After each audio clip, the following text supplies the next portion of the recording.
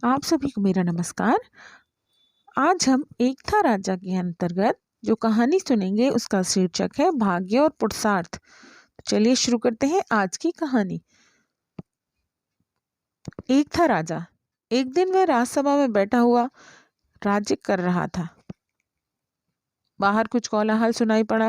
राजा उस शोर का कारण जानने का आदेश देने ही वाला था कि उसने देखा नगर कोतवाल दो व्यक्तियों के साथ लेकर सभा में प्रवेश कर रहा है। राजा को अभिवादन कर कोतवाल ने कहा, महाराज, नगर के मुख्य चौराहे पर ये दोनों व्यक्ति बहस करते करते इतने आवेश में आ गए कि वहां भीड़ इकट्ठी हो गई और ऐसा लगा कि ये हाथापाई पर उतर आएंगे।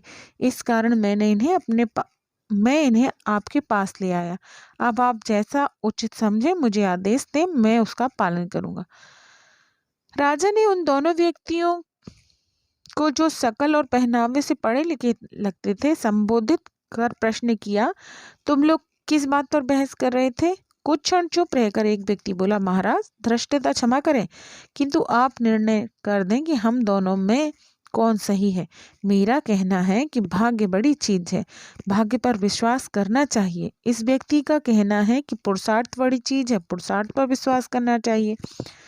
आप बताइए कौन ठीक बात कर रहा है? राजा ने मुस्कुराकर मंत्री की ओर देखा।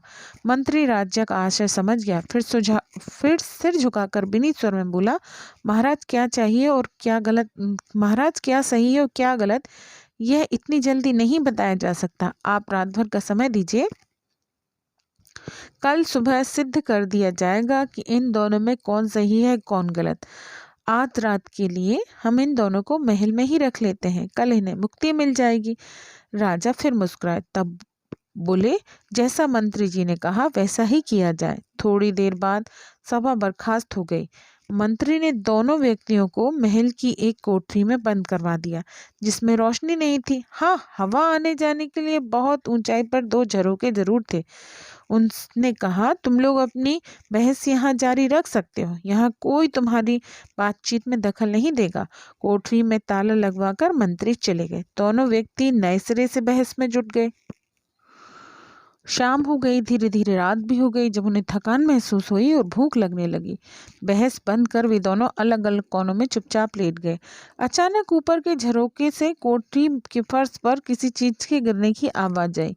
पुरुषार्थ पर विश्वास रखने वाले व्यक्ति ने कहा, मित्र, देखो क्या चीज गिरी है, शायद हमारे लिए खाने की कोई वस्तु हो। परंतु भाग्य पर विश्वास रखने वाला व्यक्ति दूसरे कोने में चुपचाप लेटा रहा और धीरे से बोला, मित्र, अगर भाग्य में होगा तो वस्तु यहाँ अपने आप मेरे पास आ जाएगी। पुरुषार्थ पर विश्वास रखने वाला व्यक्ति जोरों से हंसा और बोला, ठीक है, तो लेटे रहो चुपचाप, खाना अपने आप तुम्हारे मुंह में आ गिरेगा। मैं तो उद्यम करने में विश्वास रखता हूँ, मैं तो उठकर देखूंगा क्या गिरा है। अगर कोई खाने की चीज होगी तो मैं निसंकोच खाऊंगा उसे, लेकिन तुम्हें नहीं दूंगा। भाग्य पर विश्वास रखने वाले व्यक्ति इस पर कुछ नहीं बोला, बस पुरुषार्थ पर विश्वास रखने वाले व्यक्ति की बात धीमे से मुस्कुराकर सुन ली। पुरुषार्थ पर विश्वास रखने वाला व्यक्ति उठा और अंधेरे में टटोलता हुआ उस जगह पहुंचा जहां ऊपर से चीज गिरी थी।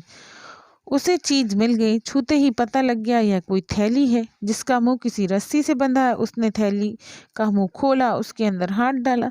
इस पर से उसे मालूम हुआ कि थैली के अंदर चने हैं और चनों के साथ साथ पत्थर भी हैं।